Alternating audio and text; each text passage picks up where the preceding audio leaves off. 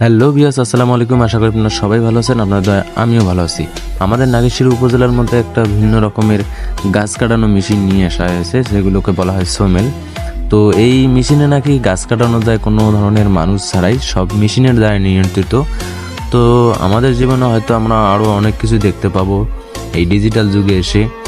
তো আমার তো মনে হচ্ছে যে আমাদের এই উত্তর ধল্লার মধ্যে এই প্রথম নাগেশ্বরীতে নিয়ে আসলো এই ভিন্ন রকমের সোমেল, যেখানে মানুষ ছাড়াও গাছ কাটানো যায়, সব মেশিন দিয়েই করানো হয়।